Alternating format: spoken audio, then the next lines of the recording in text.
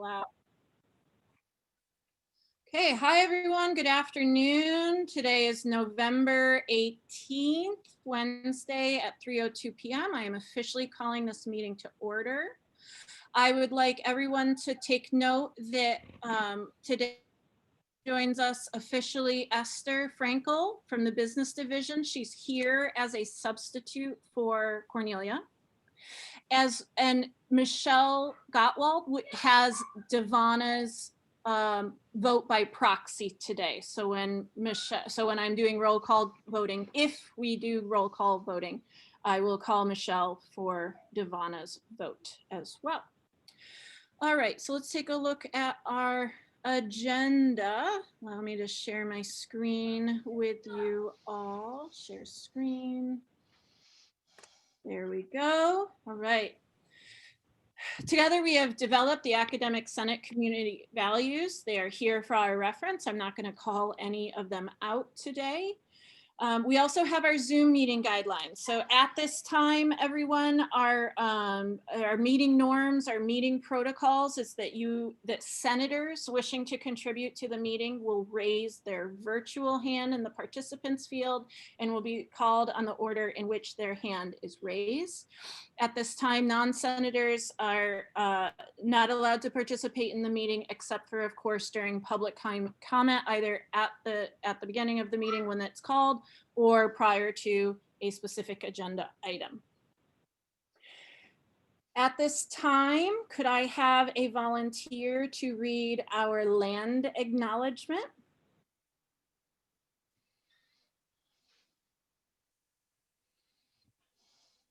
Ellen, I'd love that. Sorry. Before we begin, we would like to acknowledge the Chumash people who are the traditional custodians of this land. We pay our respects to the Chumash elders, past, present, and future, who call this place, the land that Santa Barbara City College sits upon, their home. We are honored to be guests upon this land and are proud to continue their tradition of coming together and growing as a community. We thank the Chumash community for their stewardship and support, and we look forward to strengthening our ties as we continue our relationship of mutual respect and understanding. Thank you very much, Ellen. I will now mention that a few of the items today will be taken out of order. We have two presentations. One we will have at 3:45 and the other one will be at 4 p.m. So wherever we are at our conversation starting at around 3:45, I will ask that we wrap them up so that we can move on to our timed items at 3:45 and then at 4.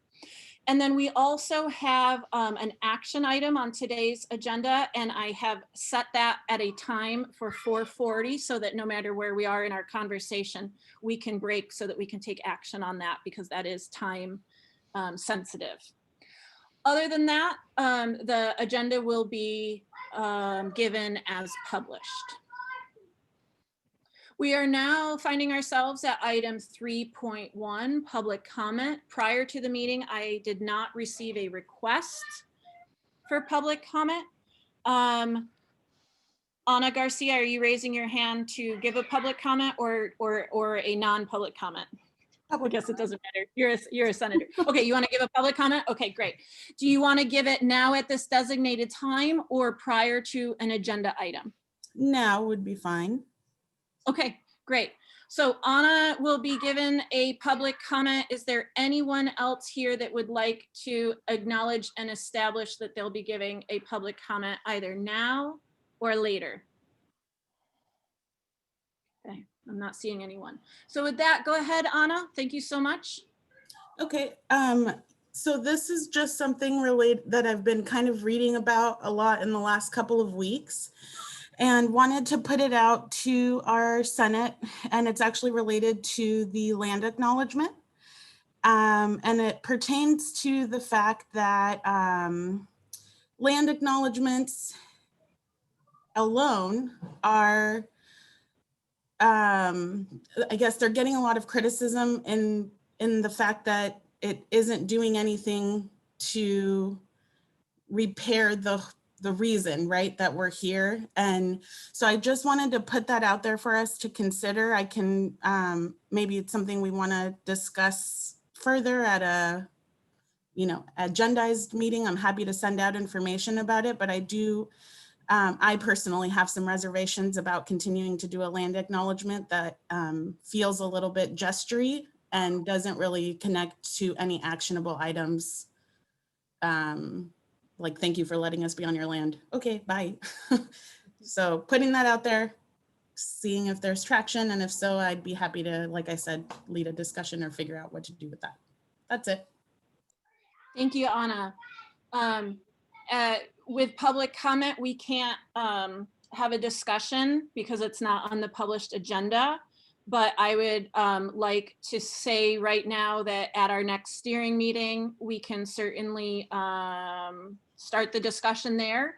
And I'll send you an invite for our next steering meeting if that's okay for you to figure out a way forward with this. Yeah, totally. Awesome. Okay, thanks for bringing that to our attention. Where were we? Oh, right, in the middle of a meeting. There we go, sharing my screen again. All right.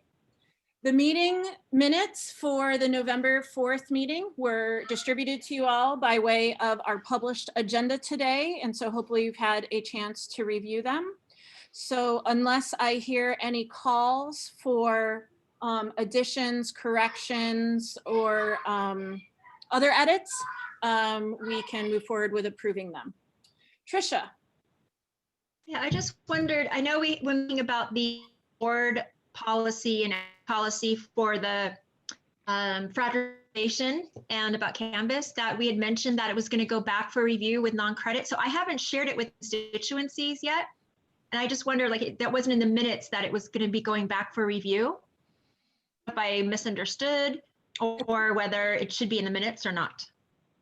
I think it was a little bit misunderstood. So the AP for the distance ed is back. The board policy is, as we discussed last time, very much a board policy. And it's back at BPAP. We took that item to BPAP. We said, what about non-credit? We did that there. But the intention was not to bring it back to Senate because it is a board policy. Patricia's hand is up, so I'm sure she has something else to contribute as well. Yeah, I was the one who responded to this.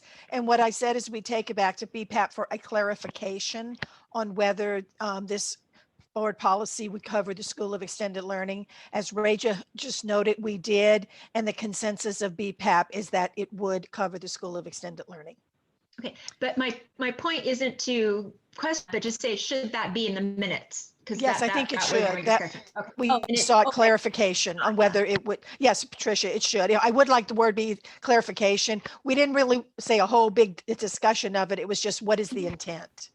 And the intent was for it to cover School of Extended Learning. So yeah, let's please add that to the minutes. Is that AP 4105 or BP 32? That's the second one, the BP. The second. Okay, so the minutes will reflect that this covers School of Extended Learning as well. Right. Yes, thank you for that, Christina. And thank you for bringing that up. We questioned whether it did, that's all. Okay. Right. Okay. Unless I hear further edits and suggestions for our minutes, we will accept them as amended. Okay, sounds good. Which brings me to my president's report. As a matter of fact, today I attached to the agenda my original president's report, which I hope you all have time to go through. There's no oral report that I want to give there. But since then, my son's really enjoying Nintendo, sorry. But since then, I have received some questions and clarification about something I said at the last Senate meeting, as well as a conversation that took place at the FA. And so I have created an addendum that I have attached to my president's report. And I would like to, because you did not have time to read this prior to the meeting, I am going to read this to you all right now so that it is shared as an oral report. At the November 4th Academic Senate meeting, during discussion item 8.2, which was about the creation of board policy 3052, I said the following: an instructor out on administrative leave because he did drugs and slept with a student. For those wishing to review the meeting recording, I said this at the 47th minute in the meeting. Yesterday, November 17th, I received an email from a faculty member. The subject of the email was campus-wide misinformation about the instructor who, quote, slept with a student.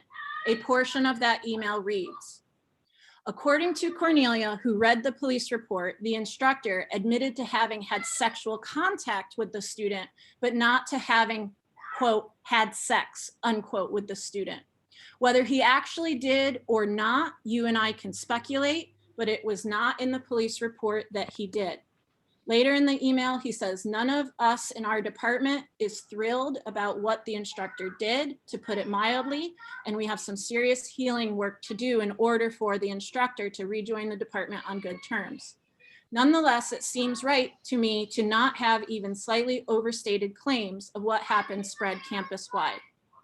In an effort to address the issue raised via email, I looked up the definition of sex to make sure I used the correct verbiage.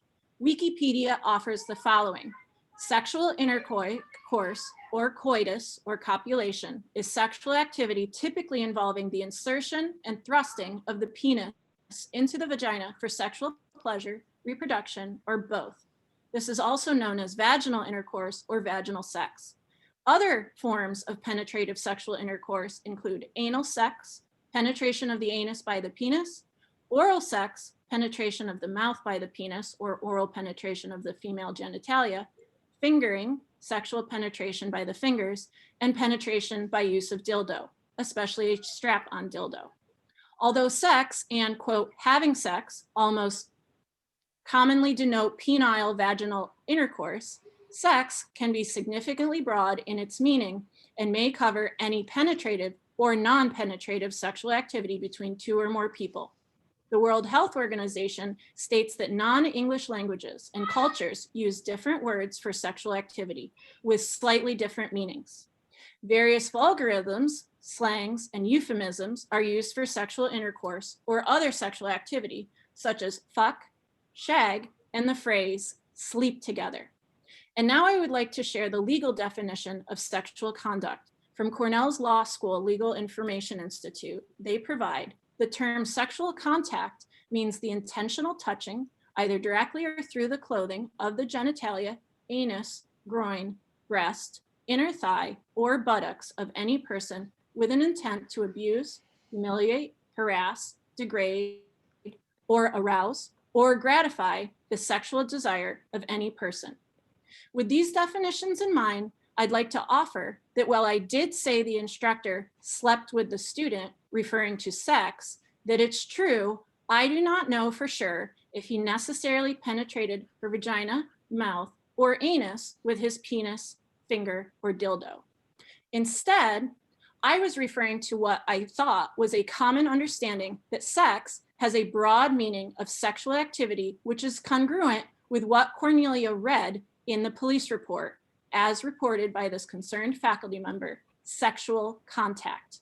In my personal opinion, defining sex narrowly and only as penis and vagina is puritanical, misogynistic, and heteronormative. And regardless of my personal opinion on this matter, it seems as though Wiki does confirm my broad definition of sex by offering any penetrative or non-penetrative sexual activity between two or more people. As the Academic Senate President, I would like to offer at this time that when I am discussing instructors having, quote, slept with their student, end quote, I am referring to either penetrative or non-penetrative sexual activity, and this is consistent with common definitions of this use of slang term. Upon further contemplation of what I said at the November 4th Senate meeting, I realized that perhaps people have different definitions of what, quote, doing drugs means, which was another part of my comment. Also, what constitutes a drug. As such, before there is any further questions about what I meant and calls for clarification, I would like to offer what the Santa Barbara Superior Court said in the charges for this instructor. Charge 1, on or about October 15th, 2019, in the county of Santa Barbara, the crime of sale of alcohol beverages to a minor in violation of Business and Professions Code Section 25658A, a misdemeanor was committed by this instructor who did unlawfully sell, furnish, give, and cause to be sold, furnished, or given away any alcoholic beverage to the student, a person under 21 years. Charge 2, on or about October 15th, 2019, in the county of Santa Barbara, the crime of possession of nitrous oxide in violation of Penal Code 381B, a misdemeanor, was committed by the instructor who did unlawfully possess nitrous oxide and a substance containing nitrous oxide with the intent to breathe, inhale, or ingest for the purpose of causing a condition of intoxication, elation, euphoria, dizziness, stupefaction, and dulling in the senses, or for the purpose in any manner of changing, distorting, or disturbing the audio, visual, or mental processes, or who knowingly and with the intent to do so is under the influence of nitrous oxide or any material containing nitrous oxide. Lastly, I also said that this person was on, quote, administrative leave, end quote, and I'm afraid that perhaps this is a place where correction is deserved. I double checked the board agendas and realized that this instructor hasn't been listed as being on, quote, paid administrative leave, unquote, since January 2020. As such, I do not know the status of his leave at this time and what it would be classified as, but do know that he will be returning to his role on campus in the future. In sum, I do not think my comment of the instructor sleeping with the student was an overstatement. I would like to state clearly now, in the interest of posterity, the allegations against the instructor that he provided the student, who is not of legal drinking age, alcohol. He was allegedly also in possession of an illegal substance, specifically nitrous oxide, and reaffirmed that I believe the instructor, quote, slept with a student, unquote, but specifically if it was a penetrative or non-penetrative activity, I do not know. I hope this matter clears this up so that we can move on from semantic arguments when we are discussing policy for preventing instructors from sleeping with their students at Santa Barbara City College. With that, I'm concluding my president's report, and we'll move on to item 5.2. Senate liaisons, do you have any oral reports that you would like to give?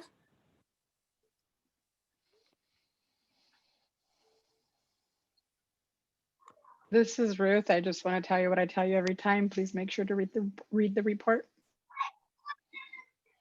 Thank you, Ruth. Pam, Robin, Michelle?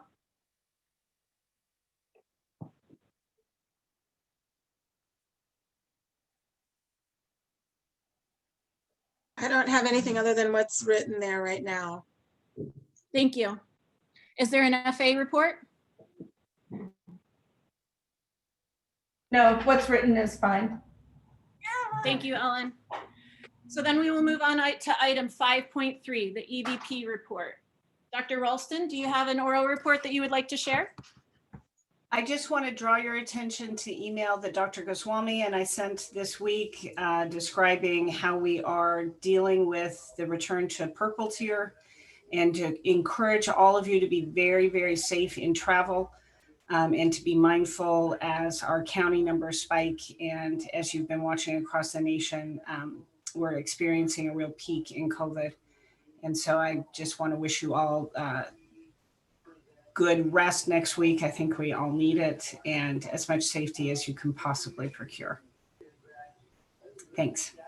Same to you, Pamela. With that, we'll move on to a special report we have today at this meeting, reports from the ASCCC. So myself, Ruth Morales, and Kathy O'Connor all attended the virtual fall plenary as it happened last week, as well as Nico Masu. He attended to, if you all remember, that he was trying to get the minimum qualifications for his discipline updated. Ruth, would you like to start us off by sharing out anything? Sure. I summarized them in the report there. Two things I want to point out is Kathy and I attended many of the same sessions, so I'm just going to address the ones that were different. One is they really emphasized the need for a legislative liaison at the state level so that college districts, which is us, know what's going on and what's on the table essentially, and so that we can maybe provide input and also bring it obviously back to our institution. So that's one thing I wanted to point out. And then the ethnic studies issue, I guess it's three things. The ethnic studies with the passage of AB 1460 that mandates that all CSU students, starting with this cohort in fall of 2021, have to take an ethnic studies course as a general education requirement. That's going to impact us, and CAC is already aware of it, and there's already action being taken there. So I just wanted to point that out. And also explicitly, if you or anyone in your division is thinking of offering a course that is somehow related, there are some rules in terms of whether or not that course can count. For example, before I learned about this, was interested in teaching an economics course on inequality and racial discrimination. It wouldn't count because it's an econ course. So then we would probably have to cross-list it somehow. So my point is to say that if you are interested or anyone else is interested in offering a course under this umbrella, you definitely need to be talking to CAC and in particular to Laura Castro. That's one, the second thing. And then the third thing is lessons from COVID-19. They emphasize that we should be writing these things down. And so that we should prepare for the next emergency, that we should set up a formal plan in case there's any other type of emergency. And we at SBCC know emergencies a little too well. So it's probably a very good idea for us sometime soon to start formalizing this. And I know Dr. Goswami has already been talking about this. He's asked his team to try to identify some of the lessons learned, what worked, what didn't work, but I encourage faculty to start having those conversations as well. And perhaps we ourselves should formalize this so that we can ensure, for example, continuity of instruction and also obviously services provided to our students. That's it. Kathy. Okay, so if you're looking at the screen now, the link there, the Academic Senate Shared Google Drive, what I did, and I probably was overkill like usual because I thought all of the PowerPoint presentations were great. So that is really an inventory of many of the PowerPoint presentations of the sessions I attended, and then a couple of additional ones that I thought were very valuable. The whole theme of this plenary was on equity and diversity. It was outstanding. As difficult as it is to be in Zoom meetings all day for 2 days, and then I did voting on Saturday. It was very, very valuable. Could you please click on the plenary report, Rayanne, just quickly? I don't want to take too much time. I know we're busy, but if you scroll down at the very top of my report there is a link to the adopted resolutions, and also Rayanne put that in our agenda. 3 of them particularly, I mean, they were very interesting, but there was an anti-racism pledge that we did adopt as a resolution to recommend that colleges may want to use this. So there was some controversy about it, but I thought it was worth mentioning. The diversity requirement, which Ruth was discussing, we don't have really any clear guidelines yet because we have to wait for the CSUs. And then I thought really this is very important, including meeting times for all synchronous online classes. So we're doing this already pretty effectively, but I thought it was meaningful. If you scroll down just a little bit more, the one other thing, and you probably don't want to read my information, but there were a lot of interesting, 2 or 3 interesting breakouts on bringing diversity issues into curriculum. We've had a discussion once on curriculum about this already, and we're going to be talking about it more after the break, the spring break or winter break. And I'm hoping that we'll be developing some definite ways to incorporate diversity and equity into all of our course outlines, not just our distance ed ones. And then the Academic Senate rostrum is linked here. It really has some wonderful articles in there. The panel discussion that's listed right above that, the people in that discussion were many of the people who wrote articles for that rostrum. And I really think it's well worth your time to read some of these articles. So anyway, that's enough. If you're interested, you can read some more of my comments. Thank you. Thank you so much, Kathy. And I'll just report out for Nico. He went to the hearing on his MQs being changed for film studies. They were well received. There were some edits suggested. It's going to come back during the spring plenary for final review and hopefully acceptance. And that will be a huge win for him. I went to many of the same sessions as Ruth and Kathy, and I'll just say that Kathy is absolutely right. The main session on addressing anti-Blackness was extremely powerful and very important for a lot of people to hear and see, including myself. Okay. With that, there were no requests to agendize items at future meetings other than didn't know that the public comment was happening. So other than that, there was none to report out. And now, with great joy, we are now at our consent agenda. We only have one item on here, which is the Hayward Award nominee. Our sabbatical leave and recognition committee met yesterday and they reviewed the nominations and they put forth a faculty member who will hopefully be confirmed and sponsored by us for the State Academic Senate Hayward Award. So without further ado, that person is our own James Mui in music for his amazing work. Not only face-to-face with all of the different orchestras and jazz ensembles that he collaborates with around the state, but also his willingness to mentor other music instructors. And of course, the huge, amazing feats he did when he had the synchronous band concert that we were all invited to a few weeks ago on a Friday evening. He received many nominations, or a few nominations, I should say, for this award. So I am very happy that he is the one nominated by the committee for our approval. So that is our consent item agenda. Please remember that if we want to move this to discussion, it would go at the end of agenda. Otherwise, we approve it as given. So if there's a person that wants to move to approve this, please let me know. I move to approve. Oh, was that Robin? Yes. Esther? You're muted, Esther. You're still You're muted. right. I'll second.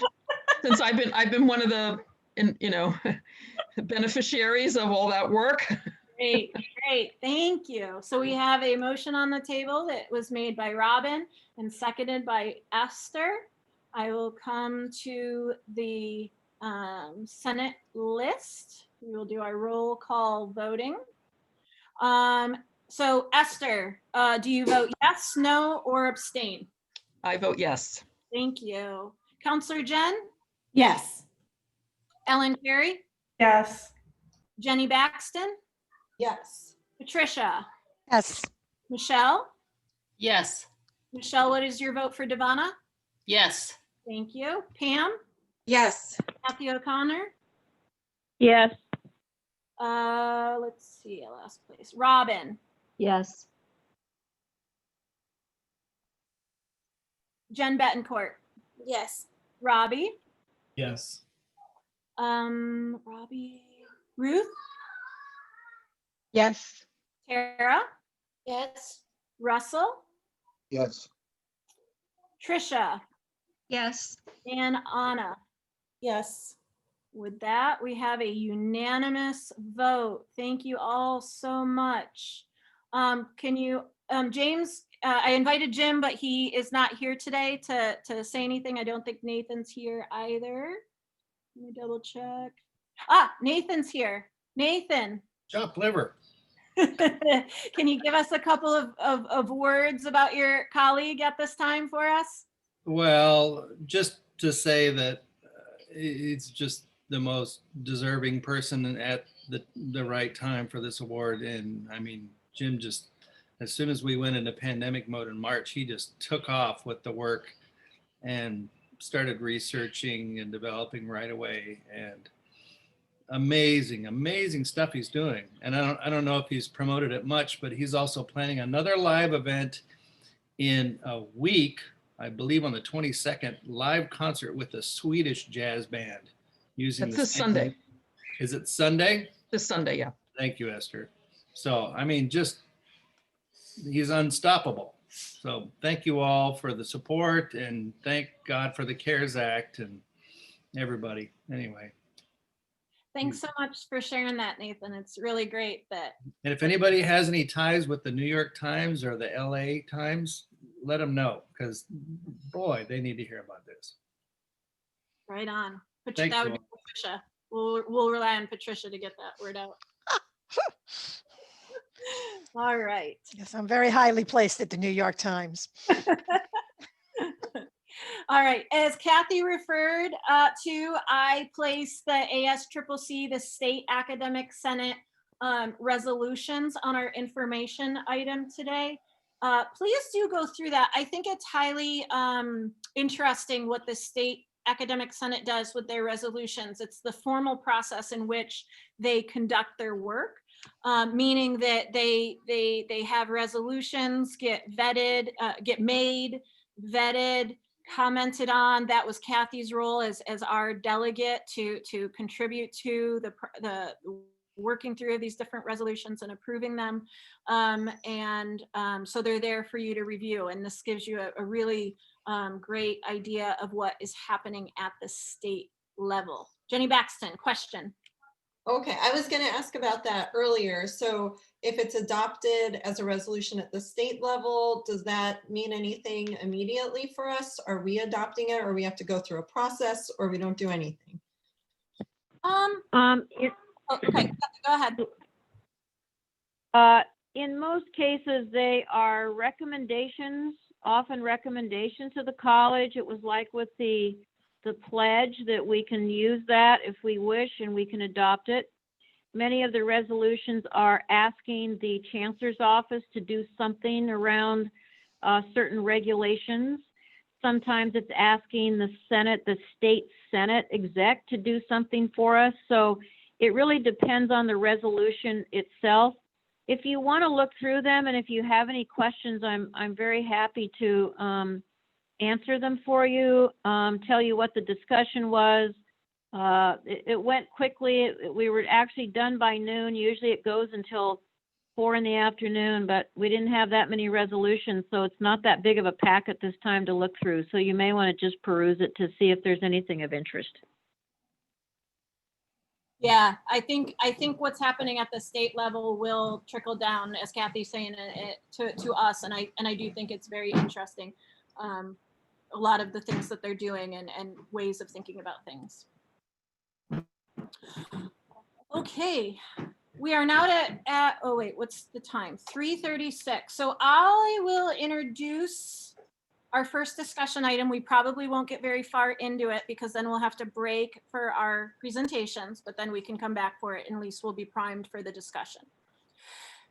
Our first agenda item, 8.1, we've discussed this previously, is whether or not we want to expand our public participation in our Senate meetings.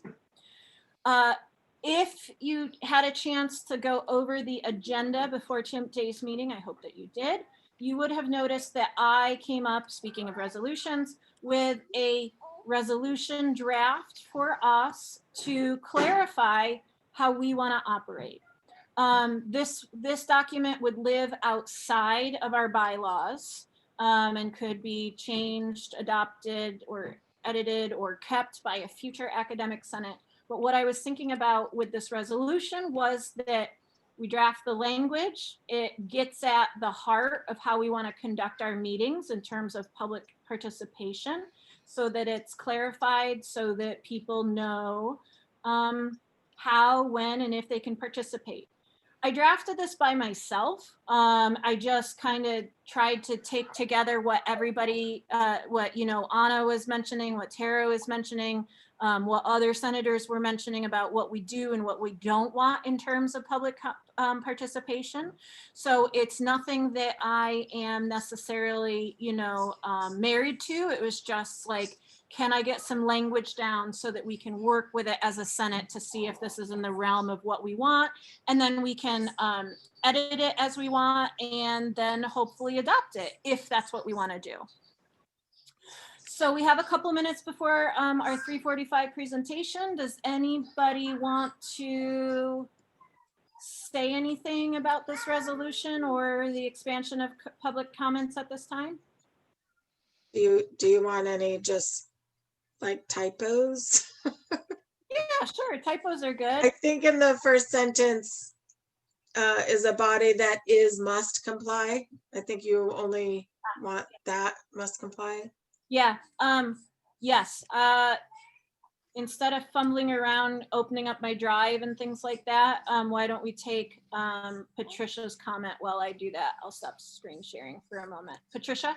Yeah, you know, I'm quickly looking up the Brown Act here, and what I want to do, let me see, let me bring the doc back up to my screen. Bring up the first resolution, bring up the doc, Ray, if you don't mind. I have one suggested addition and one suggested deletion. And I'd be happy to provide the actual language after I've had a minute to look at it. But I think to the first one, I'd also like to add, or I recommend we add, which guarantees the public's right to attend and participate in meetings. I think we need something in here that says that the Senate has, by the Brown Act, it has the right to set restrictions on the length, et cetera, et cetera. We can put that either on the first one or the second one, because I just think it's relevant to the whereases that it is up to the Senate to make these determinations, which is why we have the resolution. I don't have the language for you now, but I can draft it before the next meeting. And then finally, I think maybe the second to last result is not necessary. It might be repetitive from the one before it.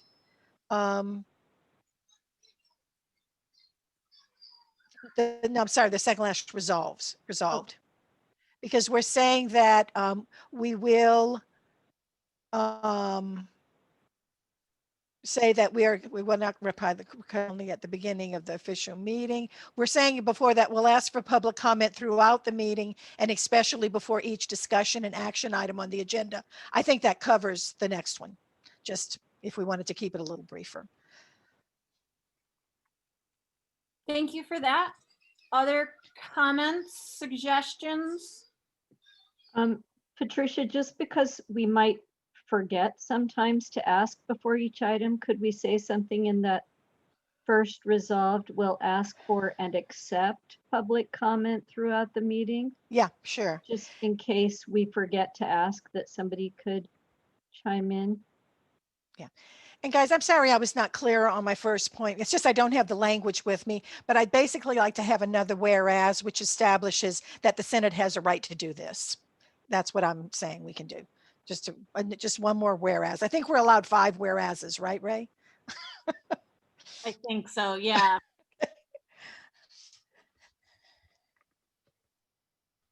Any other discussion on this? Just the last resolved, Ray, where it says provide more frequent all faculty plenaries and host instead of hosting, I think.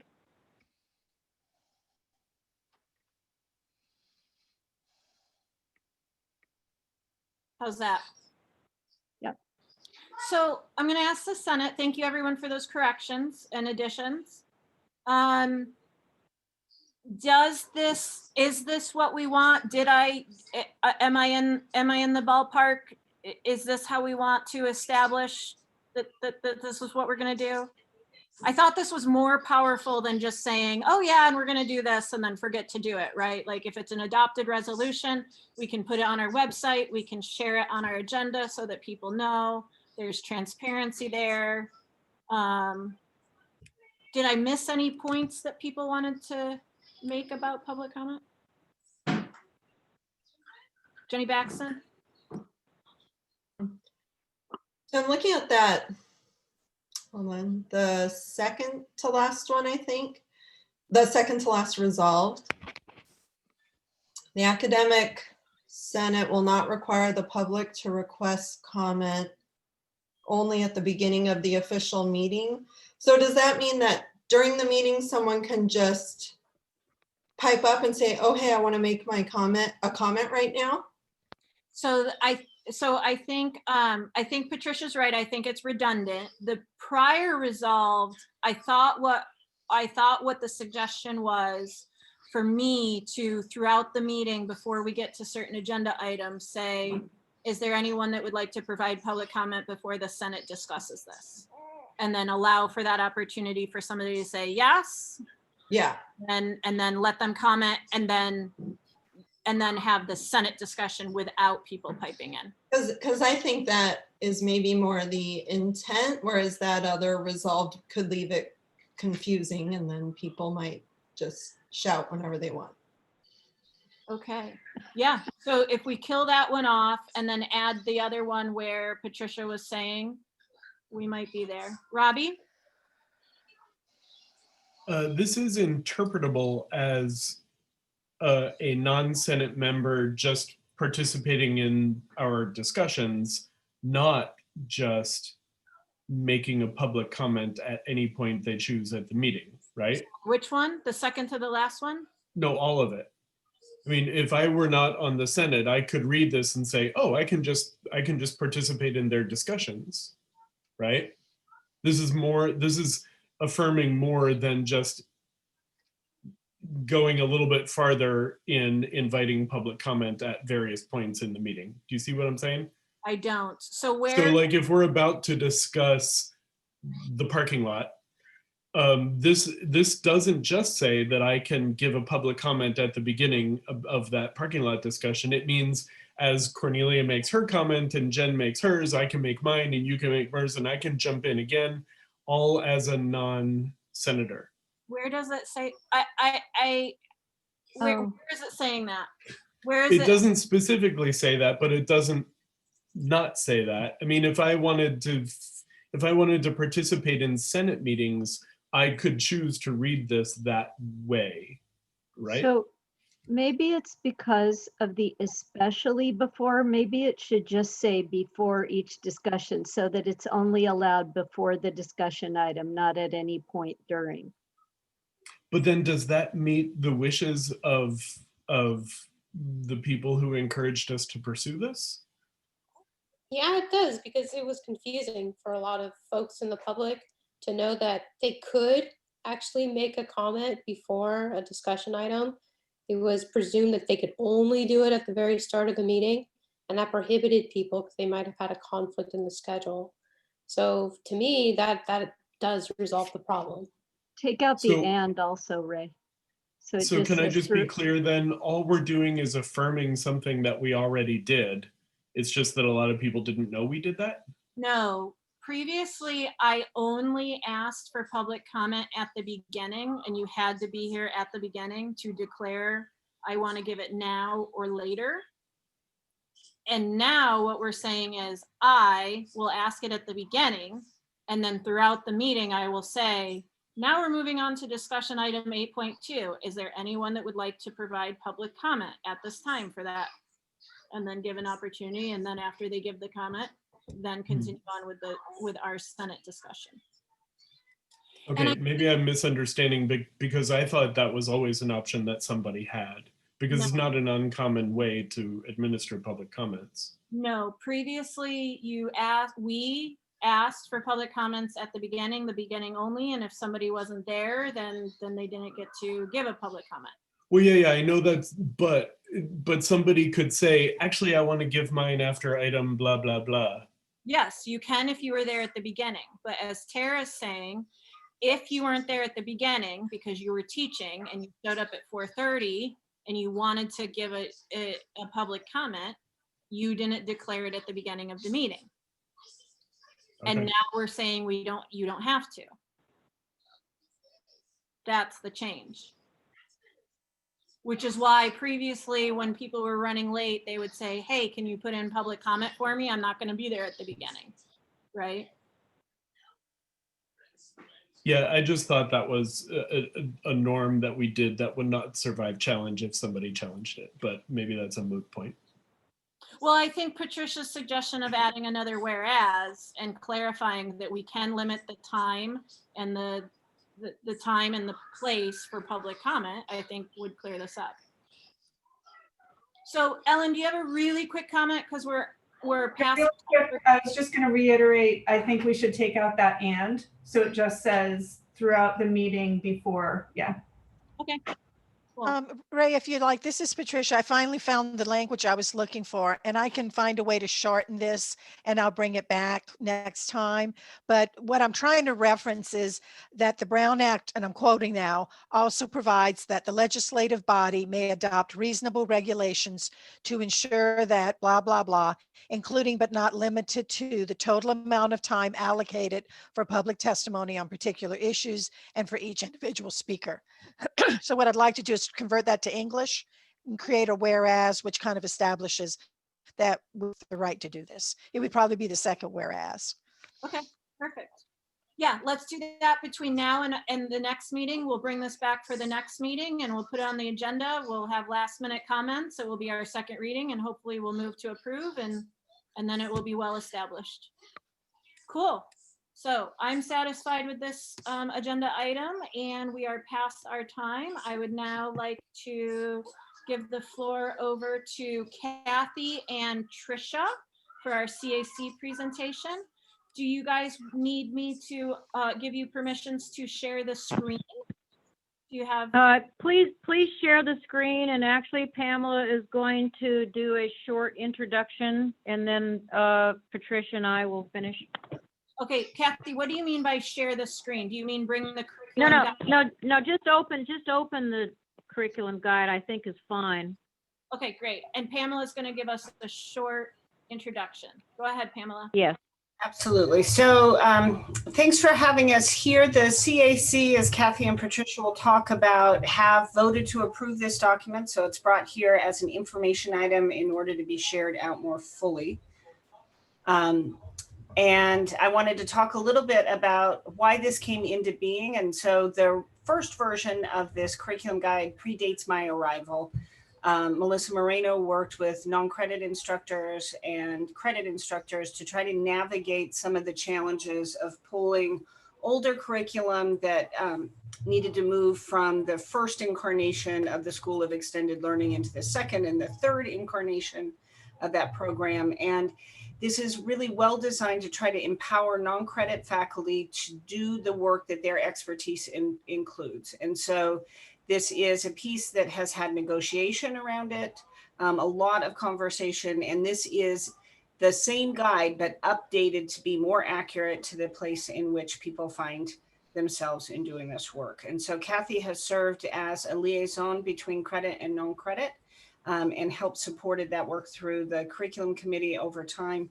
And while we don't have the person who originally drafted it, so one of the changes we might want to make over time is to give credit to Melissa Moreno and then probably adjust that first page. But this is a really great work in progress and has helped move along the conversation about how to validate non-credit curriculum work and serve our community in more nimble and flexible sorts of ways to be able to help people get the learning that they need in a more flexible way. So thanks for having me and letting me kick this off. And then Kathy and Patricia can walk through some of the component parts. And I'm here to answer questions that may arise administratively. Okay, so maybe you can scroll down to page 15 of the document.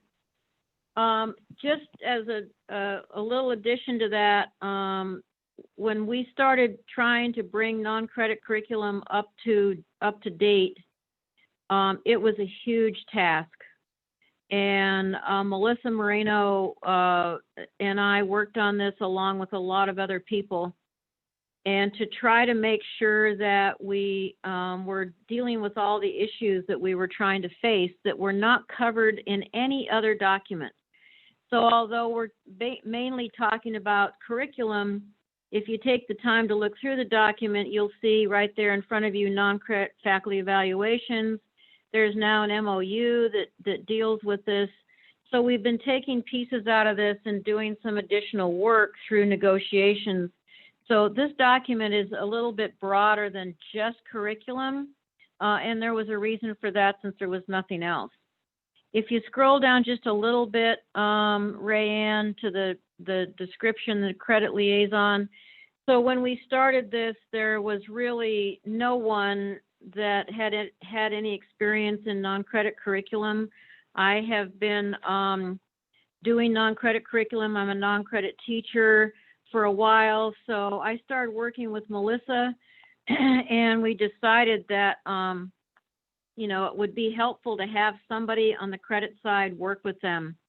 So this position was created. It has not been funded by any general funds. Any stipends I have received have been done through the non-credit grant. And the goal of this position is that it is not a permanent position. It should not be. And now that we have Patricia Matone as our CAC non-credit rep, which is amazing because she has been unbelievable through this whole process of converting to online. One of the responsibilities of this non-credit liaison is to help do some training. She and I worked together this summer with all of the non-credit faculty. And I'm assuming that this non-credit liaison position will probably go away at the end of this year. I'm going to have a meeting with our new VP of non-credit as soon as she's on board to sort of explain how this is working. I have been meeting almost weekly. Well, I was meeting with Melissa every week and then meeting with Sachi and with Patricia now to make sure that we're all moving in the same direction. And the workflow has been modified and it will probably be modified again. But my thinking is by the end of this year, hopefully I can step out of this role and, you know, we will be able to move along. So Patricia is going to go through some of the changes. I know some of you weren't on Senate when we brought this the first time.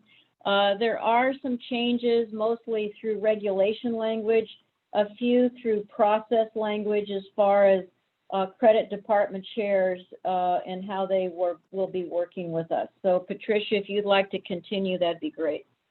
Sure. Yeah, if you just scroll down to page 16, the next one. So just like to reiterate that this is a guidance document that's not like a formal policy, and it really just primarily the changes clarify the roles and processes. So as Kathy and Pamela mentioned, there are many, many courses going through course mods, particularly to comply with changes in the PCA and also the conversion from one database to another. And so one of the things is if you look at the workflow, when it not changes, but clarifications, is that for if there's a related department on campus, then it goes to on level 3, it goes to the department chair. If there's not a related department, then it will go. So for example, adult high school, GED, home ec, then a level 3 in the approval process would be, well, right now it's Kathy as the credit liaison and myself as the non-credit faculty CAC rep. But that's that approval process. And that level has review and opinion, and the majority of department chairs were fine with that, okay with that. So we provide review and opinion, and the goal is to get that moving on within 14 days. It's not set in stone. If somebody, for a good reason, needs to have a bit more time, they can request it. But the goal is to try to get these courses out and meeting the needs of the non-credit population as smoothly and as efficiently as possible. So those were, I think, highlighting some of the major changes. So are there any questions?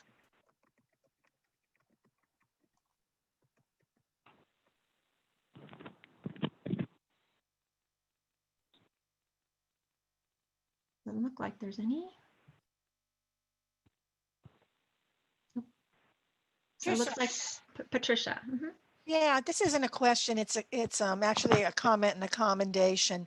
When this document first came before the Senate, it was, I mean, you can't overstate how massive a undertaking it was to really try to define the relationship between credit and non-credit curriculum.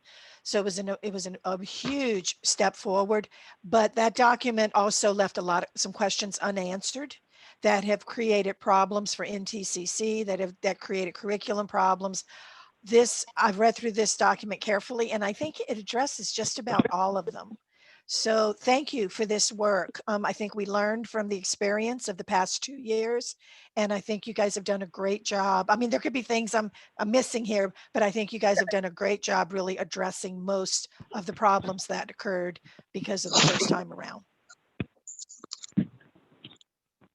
Thank you, Patricia. I appreciate that. And yes, this is a working document. Things evolve quickly. I know that, Esther works a lot with non-credit, Robin does. This is really important to get some guidance for us, and it does change. So as we find issues, things that don't work, processes that don't work, things change, we will update this document. Curriculum looked at it quite thoroughly. I know Matt is here in the meeting. He may want to make a comment, but we have looked at this over and over again. So I'm hoping that we can get some go ahead that we're okay for now. And then if there are any issues that come up, we will deal with those. Could I just weigh in kind of quickly? I want to give a head nod to Matt and the work that he's done as the new curriculum chair, and to Kathy for that work that she's been doing kind of consistently on this level. Tricia for stepping in and learning a ton about curriculum that she never thought she was going to need to know, and now she's getting quite expert, name dropping things like the PACA. As an institution, right, we are really growing in this area, and this is some work I think you should all be very proud of as the Senate that oversees the responsibility of CAC. This is the #1 most important part of the 10+1 and the legacy work that you do as faculty. And I think you should be really proud of this work here with non-credit, the work that you all have done to bring the DE addenda into being and the transition into online learning. It's consistently some really fabulous work and something that as a whole Senate, you should be very proud of, and as your faculty body as a whole. So it's some pretty impressive stuff. And we've navigated some pretty controversial parts of this conversation over time. Yeah. And I think listened to people and done some good work. I'm very impressed with the work that you all have done.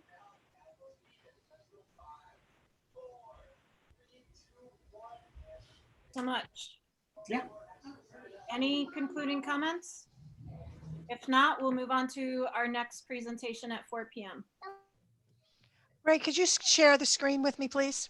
Yes, I can. Okay. While I'm doing that, do you want to go ahead and set up what we're about to discuss?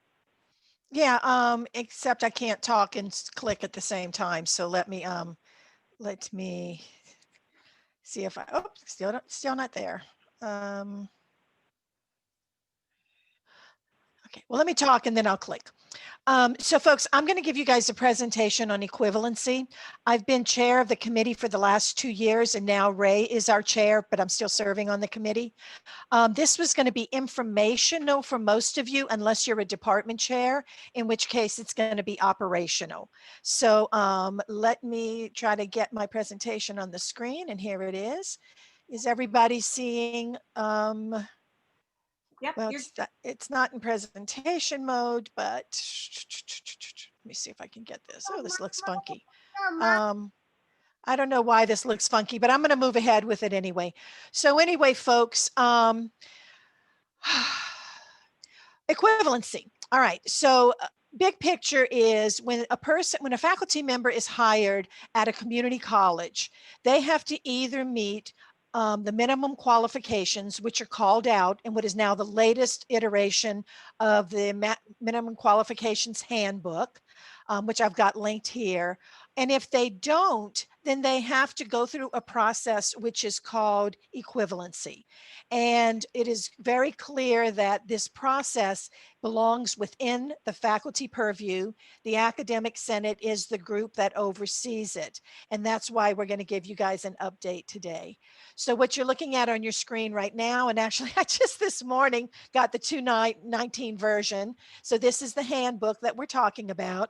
And one day, if you have time, you might want to go through and just find your discipline and see what type of degrees you need in order to be able to teach.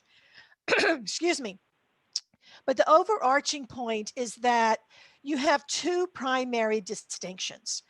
If you teach in a so-called academic discipline, then you have got to have a master's degree. So you have all these different disciplines where a bachelor's degree is not sufficient. You have to have the master's, and it's got to be a master's degree in certain specific topics.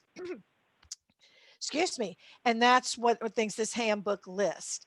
Now, there are also disciplines for which a master's degree is not generally expected or available. And these would be things in the vocational area, career technical education, and their minimum qualifications are not as stringent. You can have a bachelor's degree and 2 years of experience, or associate degree and 6 years of experience. And again, all of this is really codified in that handbook. So the job of the Equivalency Committee is to decide if you don't have if your degrees and your work experience isn't an exact match for what's in this handbook, then we need to try to determine whether they're equivalent to. And it's also important to note that all of our faculty have minimum qualifications, not just our teaching faculty, but all of our ed support faculty as well. And there are even higher standards for our faculty who work in DSPS and extended opportunities and services.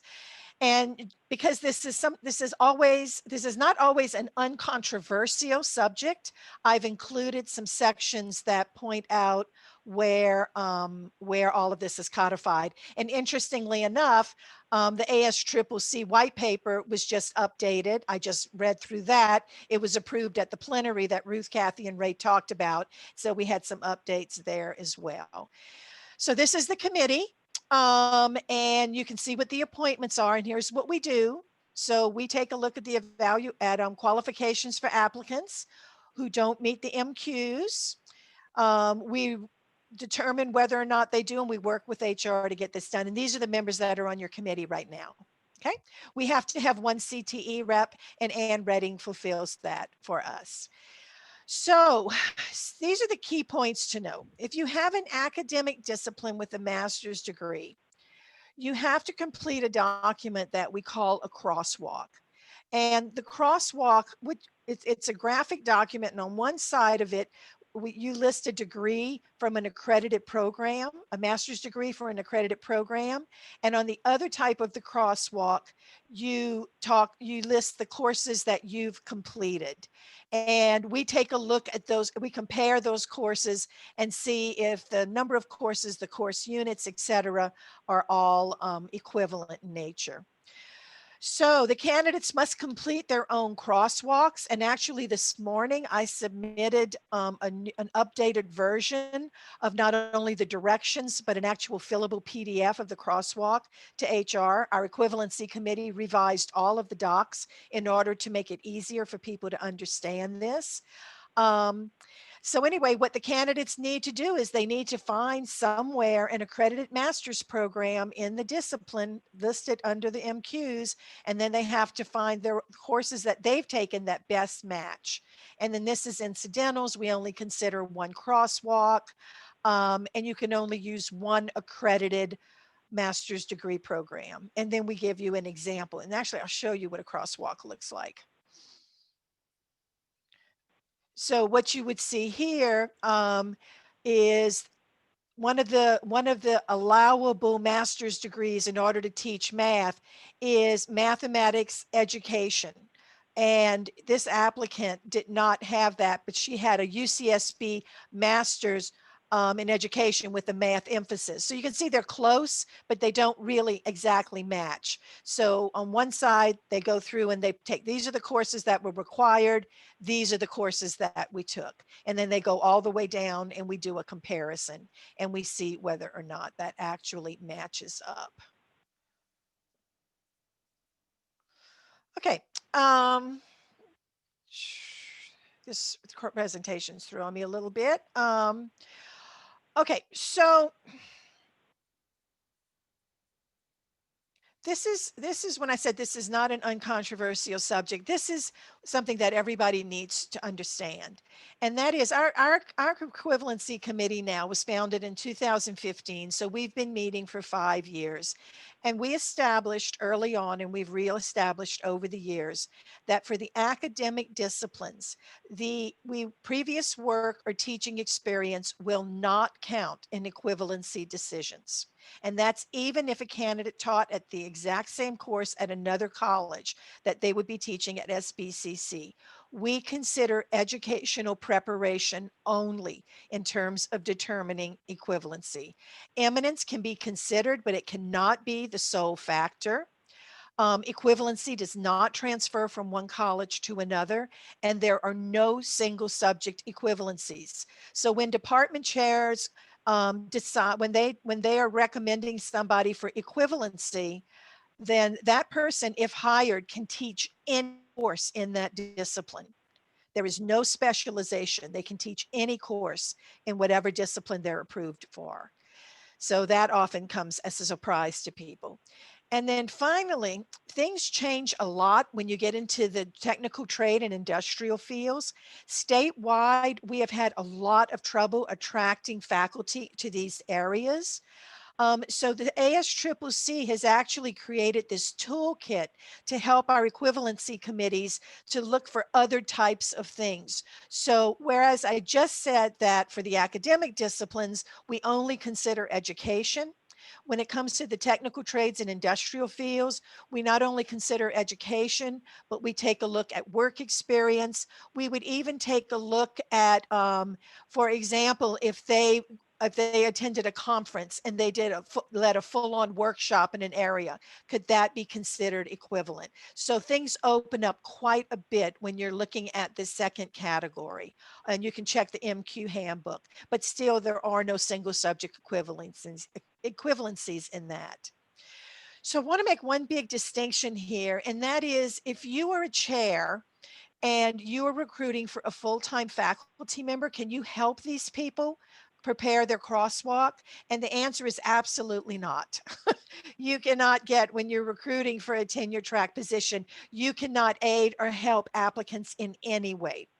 But it's actually an open question for adjuncts. When you're hiring an adjunct and the chair is really trying to help this person through the process. In the past, chairs have provided a lot of help in preparing the crosswalk, and the equivalency committee has helped them to do that. So that might be something that we want to talk about further, but the current practice is we do allow chairs to help with adjunct faculty members.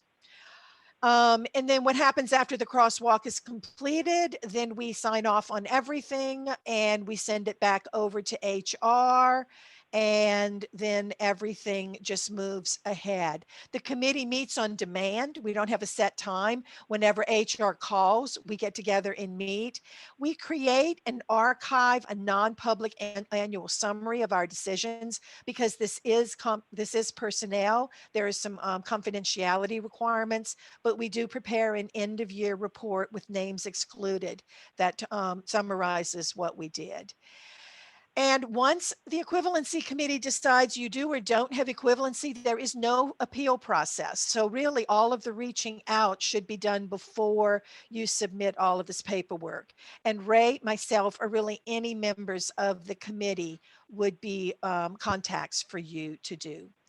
So the takeaway for this is that this process exists. We have very high standards. The process for determining if a faculty member does meet equivalency lives with faculty. it becomes a very urgent issue if you are hiring faculty. It's something that we want to make you aware of right now to keep this document in your drive, be aware of it. And then when it's time to hire, take it back out and review. And then finally, just know what we consider to be those things that are equivalent. What are the allowances and what are the restrictions? So unless there are any questions, that will summarize my presentation. Thank you, Patricia. Michelle, it looks like you have a question. Yeah, quick question.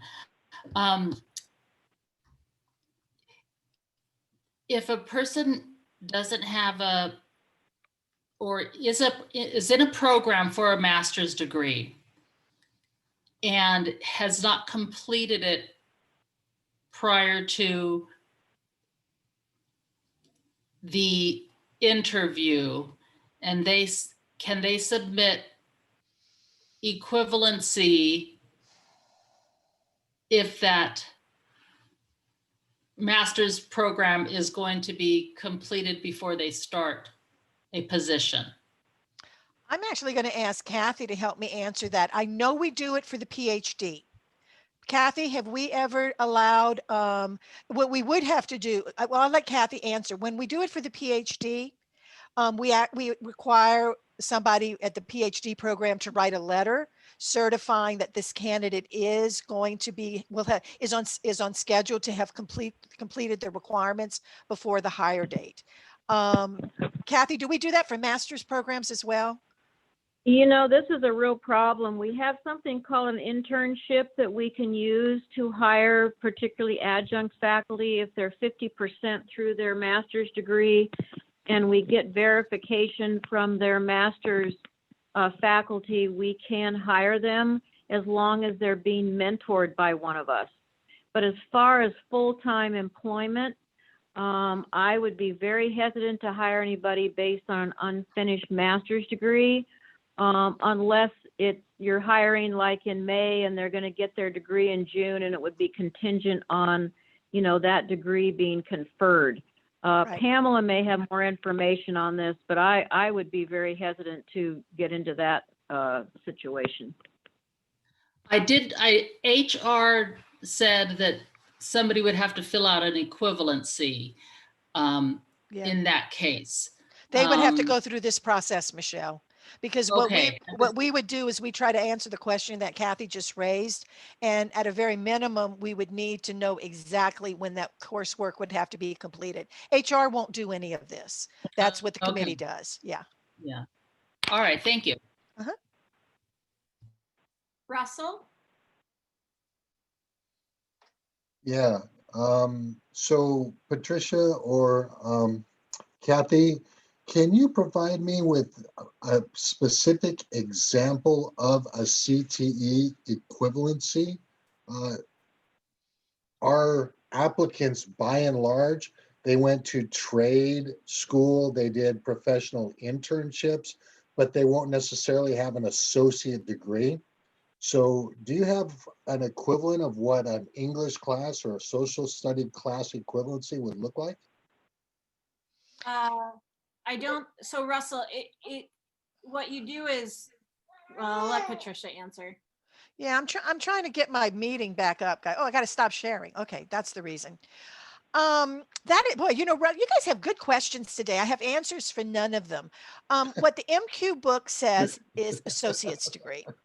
But in the case like that, I would absolutely recommend that you ask that you refer it out for an equivalency review, because what the committee would do is we'd look up the trade school. We would probably ask that a crosswalk be prepared, that the courses you took at the trade school would match something that would match the associate's degree. Now, in terms of the general ed courses, is that what you're asking? Have they completed like an English class or a social science class? And you're saying they probably haven't. So the area would be, how do they show equivalency for general ed courses? That's your question? Yes, you've spoken of conferences or attending workshops or something. I would just, a concrete example that I could use within my division to give them a pathway. You know, Russ, so I don't have one on the top of my head, but I bet you a lot of money that that toolkit the ASCCC has put together addresses this specifically. So if you're okay with it, I can pull that toolkit up later, do some research, and get back in touch with you. I would appreciate that. Thank you. Okay, yeah. And Michelle, you have another question? One quick question. Did I hear you correct, Patricia, that you submitted the the crosswalk to HR, and will that be available to applicants when they apply for the job? That's something they can click on to fill out the crosswalk? Well, this is just so timely because just today, Ray, myself, Chris Otera, we actually updated the job description so that we thought with more helpful language about what equivalency is. We prepared a detailed instruction sheet that includes a model of what a crosswalk looks like. And we developed a fillable PDF where we've actually created the crosswalk for them. And all they need to do is go in and fill in the blocks. And if we can get everything pulled together, this will go live on Friday. So I think the short answer is yes, we provide them with everything. We used to not, and now starting with this cycle, we will. But will it be, if somebody is applying for a position, will they have access to it at that point? Yes, yeah, it'll all be part of the application process. Thank you. And it'll also be published on the college's website, on the HR website. They're going to publish it there as well as attach it to the application. I have a question. I was made a co-host and my raised hand feature went away. So that's why I didn't raise my hand. That's my fault. Yeah, it's a feature of it. Sorry, go ahead. It's okay. But I have a question. Patricia, if there's some instance where a department needs the work or approval of this committee and they feel like specifics about their discipline might not be known by the people making the decision, what's the mechanism for them to participate in that? Well, I mean, you know, anybody can come talk. If they feel it's relevant, they can join us at our, whatever joining means. They can, you know, Zoom in at our meeting and let us know. But Robbie, it really becomes almost a clear-cut question of, do you have the training or not? And I know this has become an issue. There's certain disciplines that we're having a lot of trouble hiring for because there seems to be a mismatch between the state MQs and the people, yeah, the people you're trying to hire. And you might have remember Ray saying earlier that Nico Maestu was over at the state academic senate. We had a terrible mismatch for film studies. It's taken him 2 years to work that process through. Seriously, it's 18 months and he's still not done. So Pamela can talk about this, but another way of doing it, you want to be really careful, is actually change the course of study outline to change the discipline. Yeah, but on a more immediate, acute situation. So you're saying that if I feel like my expertise is needed when you guys meet on Wednesday, I can just come to your meeting? How would we find that out? I think you would just have to, you know, I think Robbie, you would just have to, when I was chair, what would happen is somebody would reach out to me and say, Patricia, we need to go before the Equivalency Committee. And typically it was, I know nothing about this. Tell me what it is I need to know. And we would kind of have this conversation. And I think that's when it would come out that you feel like there's some special circumstances that you'd like to brief the committee on. We don't really have a mechanism for that, but I think the communication, we're a faculty committee. So the communication flows pretty freely between the committee and the respective chairs. Okay, thank you. Mm-hmm. Could I just quickly say, don't underestimate the value of looking at not changing the minimum quals for a course, but considering additional pieces. And are there other fields of study? So if you're thinking about something that might have interdisciplinarity, you can work on that at the level of the course outline of record. So you could add, you can always have more. Yeah. Yeah. Doesn't solve it on the immediate, oh, there's a guy on my list that I'm looking at right now. But you should take a look at your curriculum and make sure that you've been thinking about this before anything happens. Okay, so I hope we have addressed everybody's questions. Patricia, you did a great job of bringing this so that more are aware. Like Patricia mentioned, please reach out to myself or one of the committee members should you have any questions, should the chairs of your departments have any questions. And with that, I would love for us to move on to the next agenda item. So the time is now 4:22. I would like to remind us that we do have one more timed item, which is our action item, which will circle us back to AP 4105. So we'll come back to that at 4:40. The discussion item that we will now move on to is item 8.2. This is picking up from our last discussion on the November 4th meeting about what faculty needs for information for the budget planning. As you all know, we have a pretty significant structural budget, structural deficit, and we are all thinking about ways to address that. The last time we met, we talked about developing shared values, and in an attempt to maybe center our conversation around that, I attached the SBCC budget development values that were developed when Dr. Benjamin was here in the fall of 2019.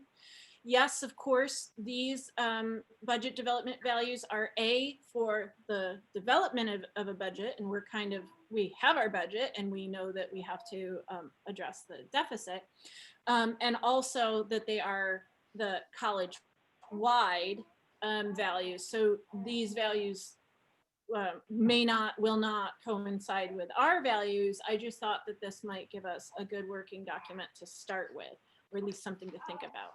The other thing I want to mention is I attached this 5-year fiscal projections document and on the last page, it includes Dr. Goswami's 2-year plan for addressing the structural deficit. One thing I do want to point out is that yesterday at CPC, Lindsay Moss and James Avalos gave a update on the savings that the SERP provided the college. So on page 4 of this, page 3 of this document, the SERP savings were estimated to be around $1 million. Yesterday, Lindsay provided that they are actually closer to $3 million, $2.98 million in 2020, which year? I forget now. I'll have to bring it up for next year. So I think that one question I have that I have yet to ask is, how does that contribute to helping us address the structural budget? And how do these projections change with this new knowledge? Okay, so I have a fussy baby and I have set this up. Is there anybody that would like to move on from there in this discussion?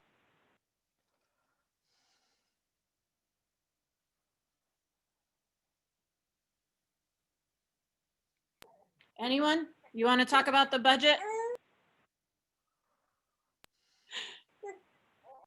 Well, I mean, I don't know if anybody's hand is raised. I'm just wondering where we are.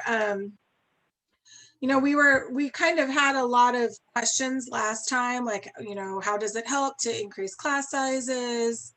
You know, we were kind of looking to see what kind of dents those things were going to make. Do we have any information on those things yet? Yes, so I can bring it, I can share.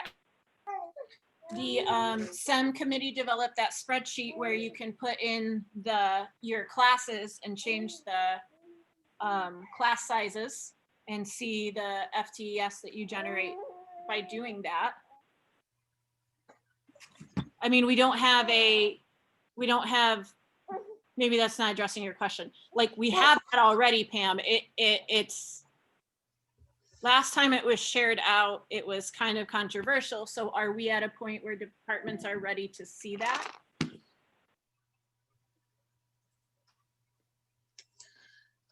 I don't know, like if the savings in SERP addresses, I mean, we don't know that, right? We don't know how that higher amount of savings in SERP affects what kind of cuts we need to be trying to make. I also don't know. So the two big things I kind of remember feeling, or maybe three big things I thought were items that could make decent sized dents, were a class size, efficient schedule, and looking at NTCC stipends. And I'm just wondering, are we still moving in those directions, or do people have some other ideas or suggestions? Yes, one update I can give you from the NTCC committee is that, and Kathy can speak to this as well, is that at NTCC, we kind of have a two-tier plan. Right now, in the immediate, we're going to look at what NTC stipends can be saved because we are in COVID remote situation. There are a number of stipends that perhaps aren't appropriate in our remote situation.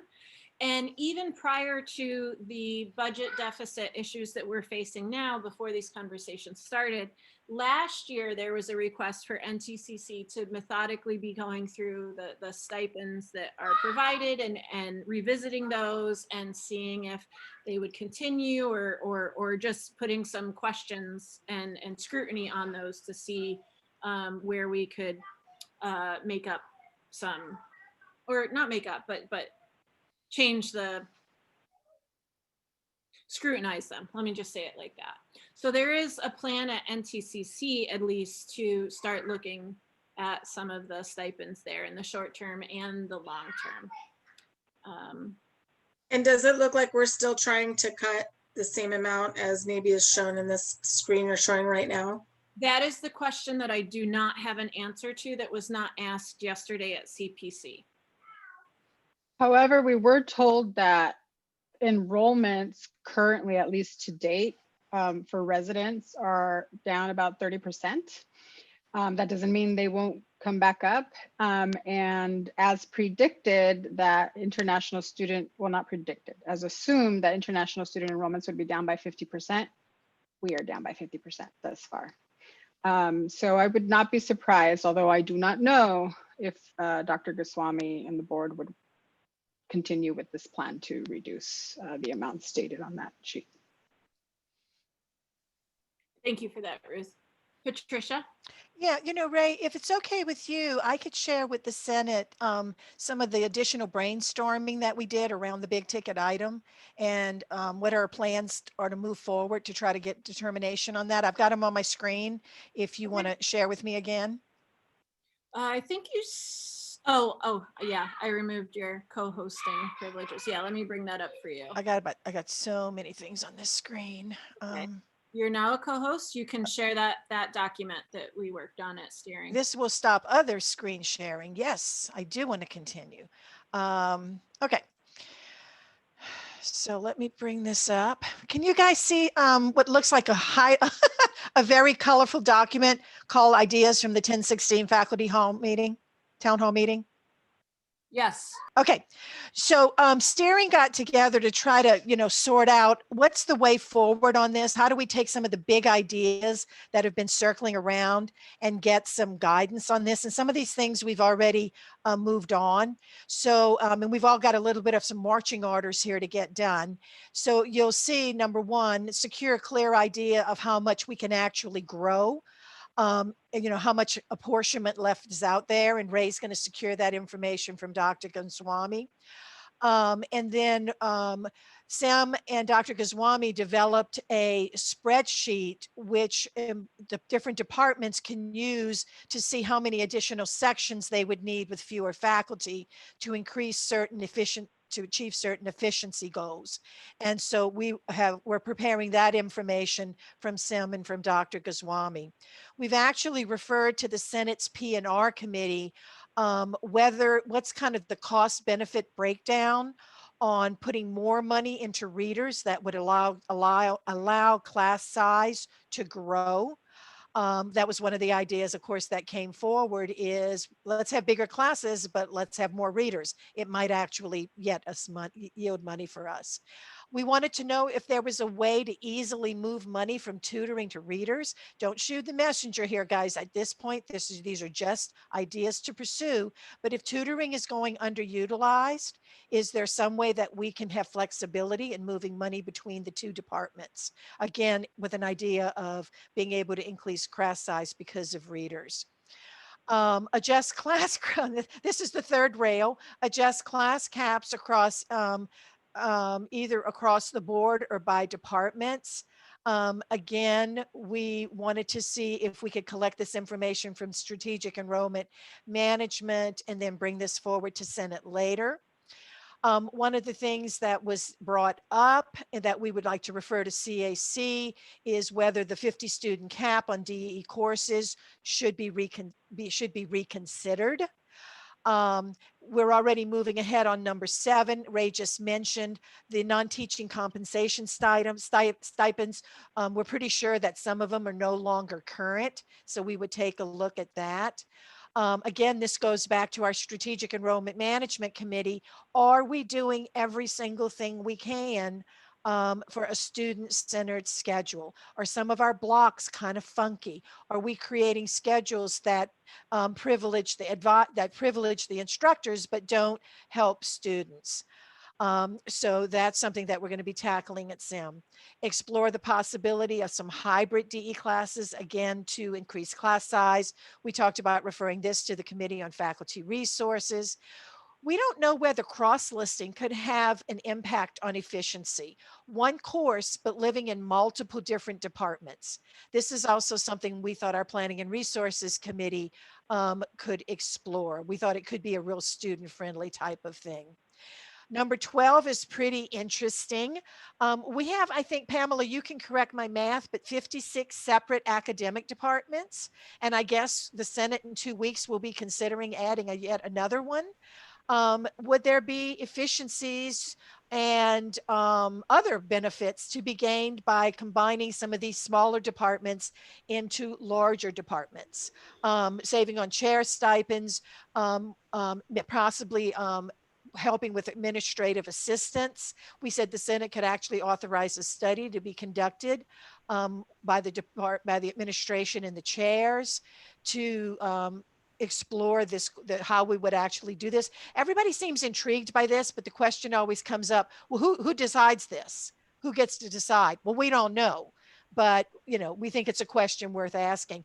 A question was asked if whether the Garvin Theater could somehow be redeployed as a large size classroom. I know the chairs in there are not set up as desks, but we wanted to at least explore whether some of our super, you know, the economics, anthro, global studies, some of the sciences, whether they would have, if we could find them a bigger classroom, what would it be? And then it's interesting that A211, we can't fill it on Tuesday, Thursday in the afternoon because the board meets there. So could we ask the board to meet somewhere else so that we could take one of our third largest classroom and be able to fill it with classes? And then finally, what would we need in terms of video production services for online classes so that we could make those classes more efficient? So guys, this is a lot to unpack. It's just we're trying to get a collection of the different ideas that we think could yield a financial benefit, and try, as the agenda item says, what resources do we need to start trying to figure out answers to this? So this document that steering just put together kind of lays a few, puts it out there with some ideas for how we would achieve some of these things. And I'm going to stop sharing now. Thank you for that, Patricia. I appreciate how much more verbose you are on these things. I was like, yeah, verbose has negative connotations. You want to say articulate. Okay, sorry. You were very good at explaining all the things that we're thinking about. I was just willing to say, yeah, we've done stuff. Yes. Stuff has been done. So thank you for that. Robbie. I agree, Patricia, that it's a lot to unpack, and I just feel sort of overwhelmed when I look at all that. I think it's important for us to bear in mind that getting the faculty to agree on a bunch of this stuff is going to be like herding cats. And to some extent, our role is to represent those faculty. And to some extent, our role is to do what we think needs to be done, even if not all the faculty agree with us. I think we need to just bear that in mind. And I want to put in a plug for the Ntc stipends. Not only that we eliminate ones that are no longer appropriate, but I think even the ones that don't get eliminated can be cut, reduced. So department chairs maybe will still get their stipends, but they'll get a little less of a stipend. And I would prefer to save money personally would prefer to save money that way than letting somebody go.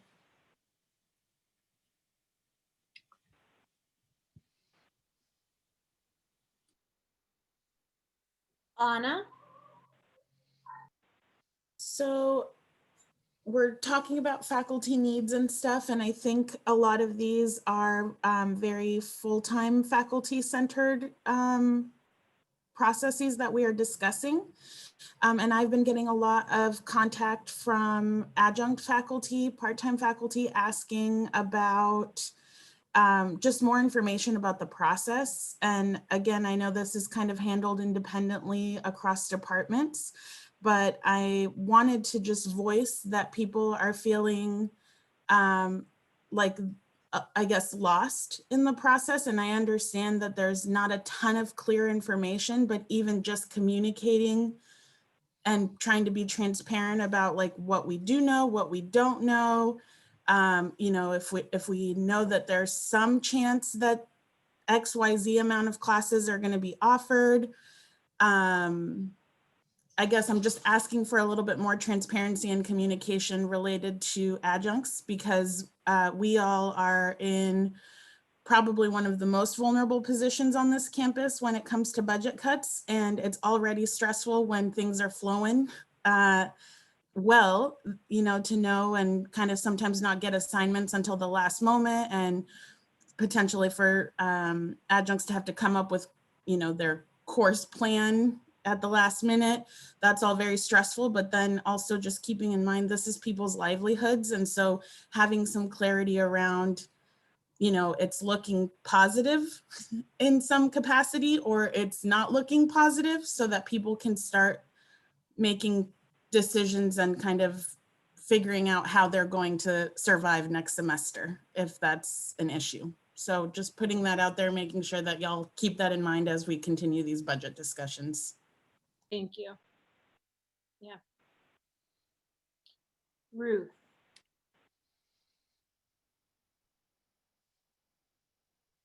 Sorry, I was doing math. I hear what Robbie's saying in terms of like these cuts and cutting chair stipends and having to consider everything. Then that made me think of something else. In terms of the SERP savings, a lot of the numbers changed, right? We thought it was going to be $1 million, and it turns out we now think it might be 3 million. And so I encourage you to go to the CPC agenda literally right now if you can, from yesterday's meeting. It's item 5.2, and look at the link that's there so that you can see what I'm talking about. And that most of the savings that went from $1 million expected to 3 million is driven by faculty, right? Of course, it's not surprising since we had a bunch of folks file for retirement. And so I think it's important to have a conversation with Dr. Goswami about the impact on the suggested cuts, right? Because that may change. And if so, based on where most of these savings are coming from, then there's an argument for, saying, hey, maybe we should have proportionally fewer cuts to faculty because we're contributing the most to those savings. I just pulled up on the screen the document that Ruth is discussing, and this is the year I couldn't come up with, 2021. This is our projected total SERP savings. And as Ruth is discussing,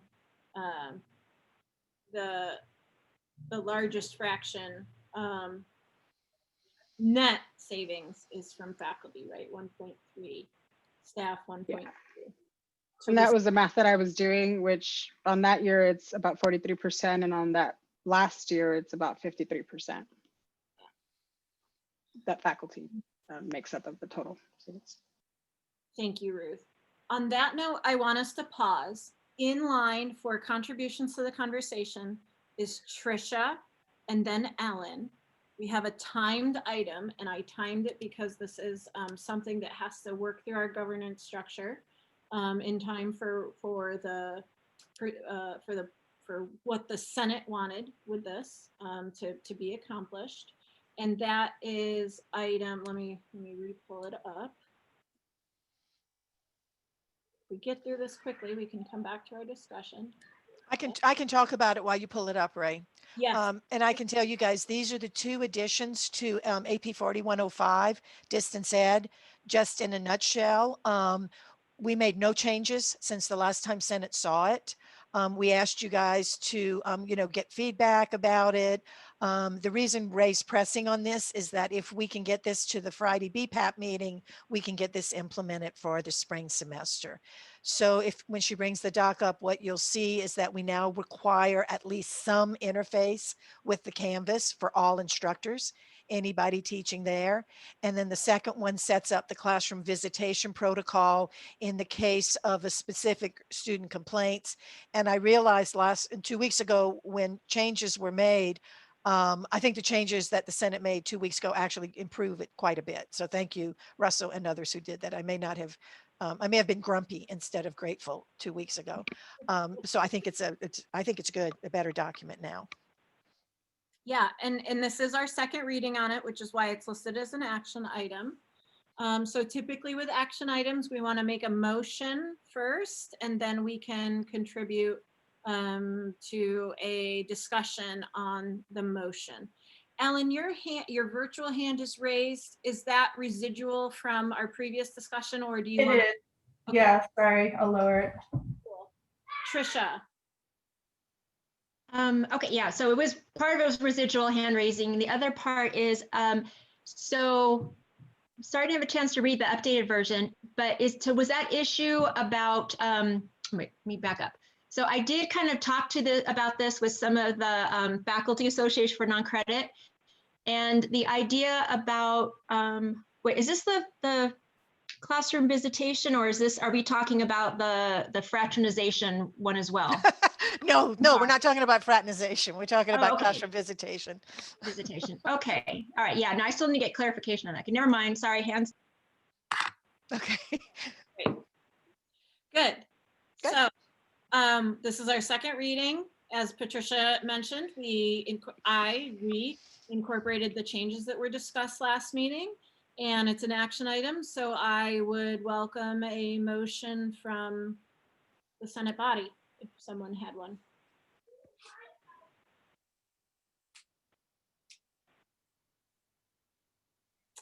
Or we can stare at each other. I move to approve. Thank you, Robbie. So I'll second. Excellent. So Robbie has made a motion to approve this document. Robin has seconded. Is there any discussion at this time? Yes, could you scroll up, Rayanne, please, so that I can see the department chair person? So I said up, but I meant down. So yeah, there we go. So perfect, thank you.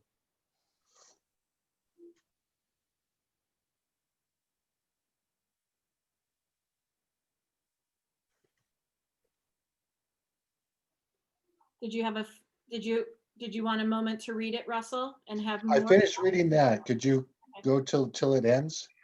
Yep. There you go. Perfect. Yeah, that was perfect, Ray. Thank you. That's all I needed, just to see what the whole thing said. Okay, awesome. Pam. I'm just curious.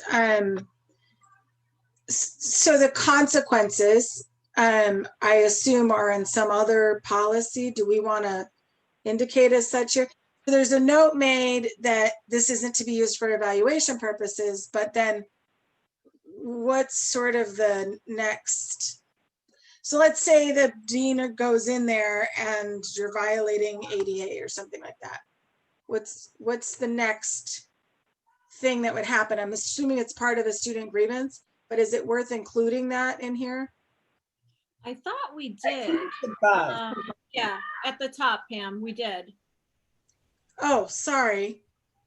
That's okay. I'm sorry. I'm looking through all the end of it. Like, okay, if this doesn't work, okay. Yeah. So at the beginning of this section, we're basically saying that this is, you know, that in the online world, this is how you would do it if there was a student grievance. So yeah, we do call that out. Ray, Who was that? Pamela. Oh, yes, Pamela. Oddly in the dark here. So I had a chat with Lori Vasquez about this, and she wasn't able to stay through the rest of the Senate meeting, but I wanted to mention, if we had an Office of Civil Rights complaint, let's say about an ADA accommodation inside this space, we would be able to address that kind of investigation by stepping in through this piece. So I think that's really important. And we wouldn't need to add something extra to this, because the way you all have set this up helps make an opening for a student complaint that would be a concern about being accommodated appropriately. So I just wanted to kind of reinforce, I think this is really well set up for that. Excellent, thank you. Let's see, Trisha and then Anna. Okay, I just want to confirm that that paragraph for the learning management system that says exceptions may be established and shall be approved, that does account for, we could do a global exception for non-credit until they, or if and when they want to become part of, or, you know, go on Canvas. So am I correct in? Yes, I assume that we established that last time, and yes. It doesn't have to be done on an individual basis. It could be a global one. Okay, for non-credit. All right, thanks. And Anna. I just wanted to clarify, because I felt like this was a pretty contentious piece of the discussion last time, but I see that the notification was left at 24 hours. I just wanted to make sure that that was correct. Right. Yeah, I think that we were worried about whether or not that would be like business, like during the weekday, if we have somebody. Oh, Lord, yeah. Yeah, okay. Yeah, we don't have that language in there. That's actually an oversight. Yeah. It was 24 hours. God, what's the terminology we use at BPAP? Because we always say, are they business days? Yeah, I think we said one business day. Okay. Yeah. Okay. Okay, so perhaps, who made the motion? Was Anna, it- that's really an oversight. If you're okay with that, it's just something that, a note that didn't, when I'm putting this in passive voice because I didn't add it. Yeah. I made the motion and I didn't notice that phrase had been somehow lost. So I'll amend my motion to approve this document with the business day change suggested by Anna. And the language would read a minimum notice of one business day. And we can put 24 hours in parentheses if we want to clarify that. And Robin, you agree with that friendly amendment? As the, yes. You seconded? Perfect. Okay, great. Pam? This may have been discussed, but I thought there was something up here in the exceptions part that also included the Academic Senate president. Say it again, the Academic Senate what? Wasn't there something up here in the exceptions to using the campus learning management system that somehow the Academic Senate president was involved in that process? I had that in my notes. You know, I am really starting to think maybe I sent Ray the wrong document because I remember typing these things in. Thank you for catching all these things. Cornelia suggested at the last meeting that if there were an exception, that the Academic Senate president be included in the team that decided whether it was going to go. That's an easy addition to make as well. So it's possible I'm like one generation away from the final doc here. So I've got a note to add that back in. Yeah. And it would fall under that area where these are the people who would have to sign off on an exception. Give it more transparency. Got it. Okay. So we have a motion and it's been seconded. It seems as though we have a little confusion around the generation of this document.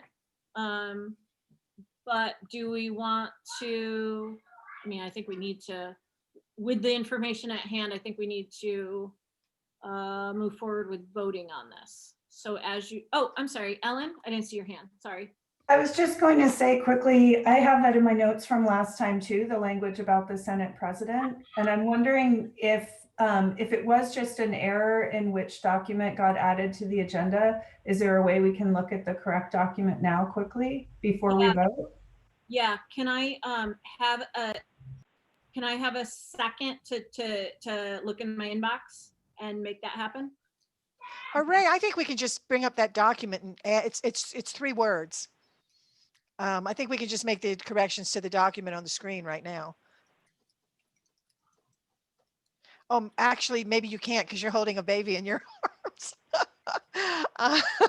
Hold on, I can do this. I got it. He fell asleep, so.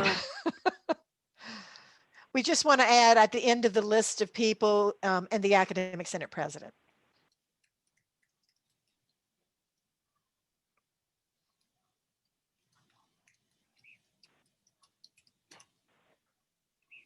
Can somebody play Jeopardy music for me, please?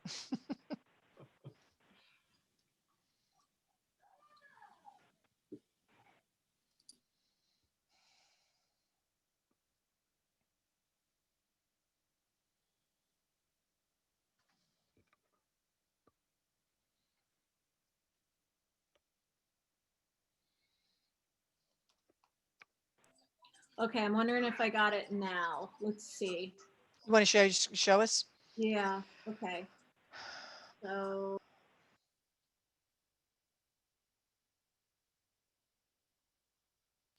there's that.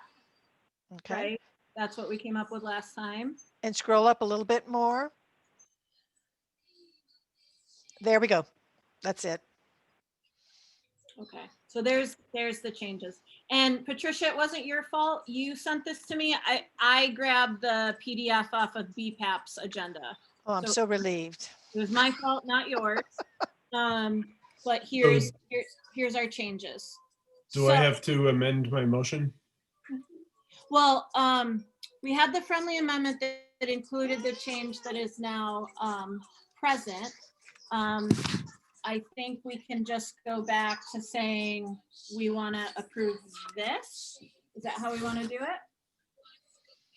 You know what, if it's okay with you guys, Robbie, you can just make a general amendment to accept the 3 changes we just recommended. We just suggested. Yeah, so I move to approve the document that we're currently looking on there, which has the changes that we've discussed.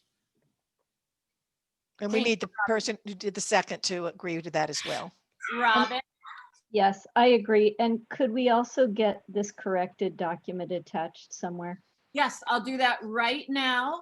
One-handed, you will all be amazed what I can do. And as I'm doing that, Anna will share her comment or question. Yeah, it's just about that time frame piece. I really think we should remove the or 24-hour part afterward, because I think it just negates the business day requirement.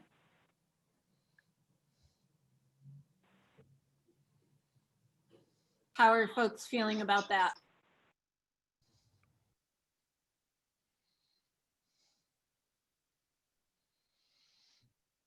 Anyone? I kind of feel like I would need to see it. Yeah, that's what I'm thinking too. But I agree. I mean, why not? One business day is one business day. If you say or 24 hours, then it makes it more ambiguous, I guess. One business day is more clear. It's clearer. And it's the fact that it says or. So it basically just negates the addition of the business day, which if everyone agrees is unnecessary, then that's cool. But I think we need to pick one. Yeah, agreed. I thought it said not the 24-hour part was associated with not including weekends, which I thought is why it was there, but I don't know that for sure. I would need to see it. It seems like one business day covers it though. Yeah. Yeah, I would say so. And there's also holidays as well. So business day, then it covers everything. Right.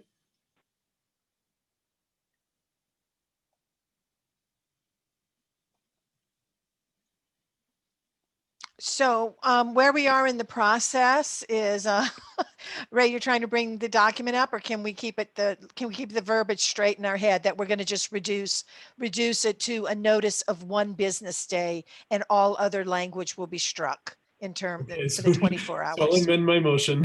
Okay, for we the don't need 4 to actually do changes we the- have now made. Yeah, I move to approve the document with all the changes we've discussed and the additional change of removing any time period except the words at least 1 business day. And we want at least, right? Yes. And I A mi- agree. What I have in my notes is a minimum notice of 1 business day. Minimum, no, okay, yeah, so that's what I move to approve. Okay. Okay, friends, if you look at our agenda now, the item document has been updated. And we have the friendly amendment that's going to clarify this idea of 24 hours. Okay. And in terms of our process, I think we're ready to vote, assuming that will get changed for us. And I have a baby that woke up. Are we Ray, ready to vote?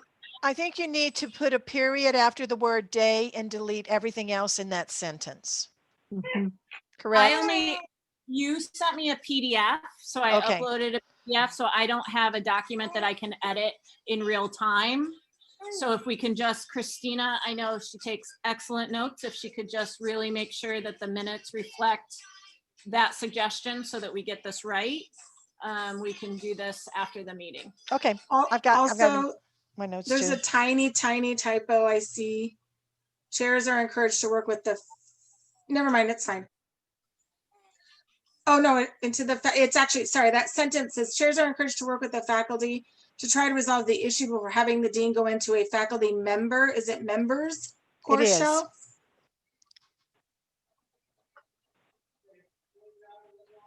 I amend my motion. Wait, hold on. We don't need an amendment. Okay, good. It's not a real content change. It's good. Okay. Yeah, that's not a content change. We can The handle 12 times the charm. Yes, we can handle edits at BPAP. So as long as the 24 hours thing is we're happy with. Girl Scouts Honor will we can fix that periods at BPAP. So no more friendly amendments. Okay. Any further content-y thingies, discussion points? Okay, with that, let's do our roll call voting.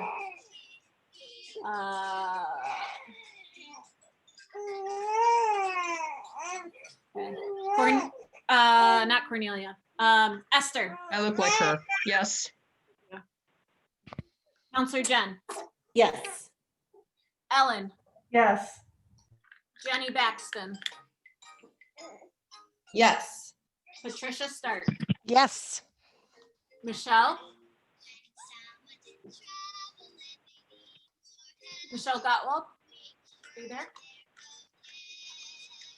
We'll come back to Michelle. Pam Gunther. Yes. Kathy. Yes. Robin. Yes. Jen Bettencourt. Yes. Robbie. Yes. Tara. Yes. Russell. Yes. Trisha. Yes. Anna. Yes. And did Michelle come back to us? We Okay. skipped Ruth. Oh, did I? I'm sorry. Ruth. Yes. Yes. Did I skip anyone else? No. Okay, good. So Michelle didn't vote, so we'll put her down for 2 non-votes. And we have more than a majority, so the motion passes, which is excellent. We are now at 5:01, which is technically beyond our meeting time. We have not finished up our discussion on item 8.2. So I can either entertain a motion to dismiss our meeting, or we can go back to item 8.2 after making a motion to extend our meeting. We can also, we will bring this discussion item back for our last meeting of the semester, which will be December 9th, just so that people know. So where are people at? Patricia. Yes, I would actually like to move that we adjourn at this time. Is there a second for that? I'll second. Kathy seconds. Any discussion on this? Because this might not be where folks are at. Awesome. It seems like folks are at adjourning on time for once. So if you can unmute yourself and let your vote be known. Aye. Aye. Aye. Aye. Aye, goodbye. Okay. I have a grumpy baby. All right. Everyone. Bye. Aye. Aye. Bye.